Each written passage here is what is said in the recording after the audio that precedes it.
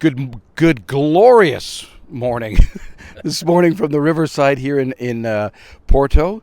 It's great. Last week I was in Tahiti. Today I'm in Portugal. Things are definitely heating up and back. And I'm here with Luis Araujo, who's the president and CEO for Tourism Portugal. We're at the travel trade marketplace in Porto. Thank you very much for having us here, by the way. But I don't know. I was asking you just before we came on camera. Is this a typical day in Portugal? Because the weather is just gorgeous, and it's 10:30 in the morning. So, is this typical weather here for this time of year? Well, yes, it is. It is typical weather, especially the sun and the blue sky.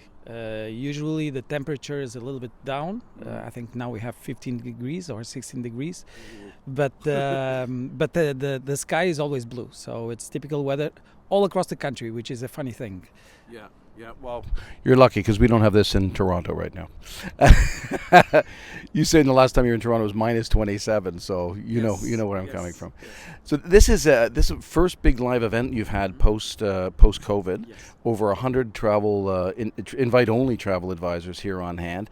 This morning I kicked off. It looks everything is moving along great. But how important is this to Portugal and to your suppliers that are here on hand? Well, it's very important, especially after those two very long and very hard years of COVID. We managed to rebound very quickly. Portugal, the last numbers we have, we've finished the year 2022 with 15% above 2019, which is a very good number, especially from the Canadian and the American market. But it's really important because this is something that we really feel it's the new way of doing business, bringing all the tour operators and travel agents to Portugal to understand the diversity of the country, taking advantage of this sun and the blue sky, and being together, because it's something that we really appreciate, putting people together in one destination. So we think it's going to be a very fruitful event, I hope, and it's something that we're really keen on, and we want to do it more and more often. Yeah, there's an extraordinary amount of, I think in total there's a little over 2,200 appointments set and scheduled between vendors and travel agent, and it's so great to see the enthusiasm and the excitement with everybody. So business has rebounded. How did your 2022 end up in terms of arrivals versus 2019 or pre-COVID? It finished a little bit below 2019, so 0.5% below, so almost the same, and 15% above.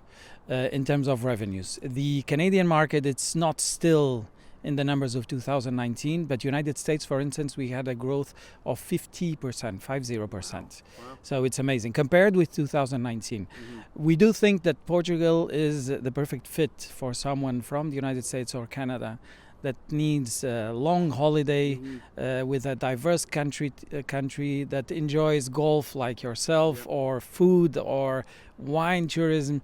This is the perfect spot. It's very close. It's easy to move from one place to the other. It's a safe country, welcoming one. I think what makes the difference between ourselves and others is the hospitality. Most of the people, in fact, 2/3 of the people speak a second language.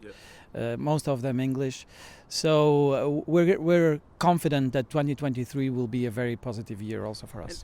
But obviously Canada has a long history with Portugal. There's a huge Portuguese community in Toronto and in Montreal, and TAP has been flying for many years. Air Transat has always been a strong supporter of Portugal as well, with their flights into Portugal, and it's shifted, and you can feel the momentum, certainly pre-COVID, for a VFR business, where it's visiting friends and relatives because of that ethnic travel group. But as we emerge out of COVID, do you see a sort of a strategic shift to more of the leisure and attracting visitors, or even, I suppose now, second generation Portuguese expatriates that are combining VFR, or just doing pure leisure? Where do you see that? Well, we see, yes, in fact, we see a lot, and the Canadian market was a lot what you said, visiting friends and relatives. It's completely different. I think now people have discovered a new Portugal. A Portugal that is proud of its history and past, of its authenticity, of its wines, gastronomy, that is promoting everything as it is, and we think that this focused on a sustainable activity. Most of our enterprises are pretty much focused on having a sustainable activity. Promoting this and giving the best experience to our customers is something that has shifted. So we see a lot of Canadians coming to Portugal for leisure. Some of them even went to Spain for a bigger period and then Portugal for a smaller. Now we see they're coming for a bigger period to Portugal and even forgetting about Spain or other countries. So it's a unique destination. In 50 kilometers you have a completely different landscape or gastronomy or whatever. So it's very interesting to see how they discover and how Canadians discover Portugal from year to year. We think that is clearly a trend, and it has to do, of course, with the new trends that we see in consumers. Yeah. And I have to say, obviously with a pending recession, or we're in a recession, and debates out on that, I think, but affordability here, last night when we had dinner, a fantastic bottle of wine was $29.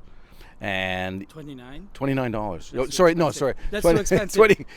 I thought for me being my and Scottish. If you go to the supermarket, you buy it for 5 or 10. So that's kind of my point. The food and beverage it seems like from a pricing perspective should be a huge appeal to the economically conscious Canadians.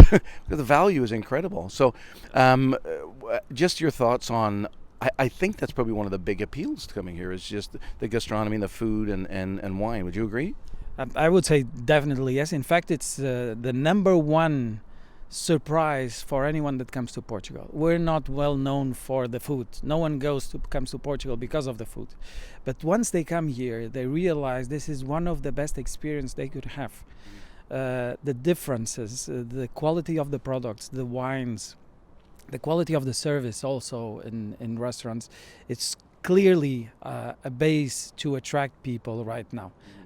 So I would say it's very convenient to us, the gastronomy and the wines, and as you said, it's very, I wouldn't say cheap, it's very the value for money, it's very positive and it's very good. Yeah, that's what I found.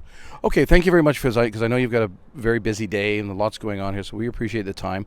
Any words or comments you want to say directly to the travel agency community in Canada? You can say it now or forever hold your peace. Well, that you should be here right now and today, but hopefully it will come one day. I think we're a country that is very proud of its purpose.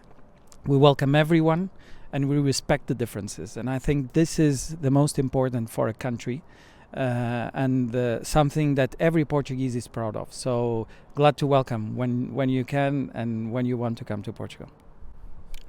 Can't end that with any better note than that. Thank you very much, Luis. Have a great day. Thank you, John. Okay, thanks everybody. Thanks for watching and look forward to your continued support. Thanks.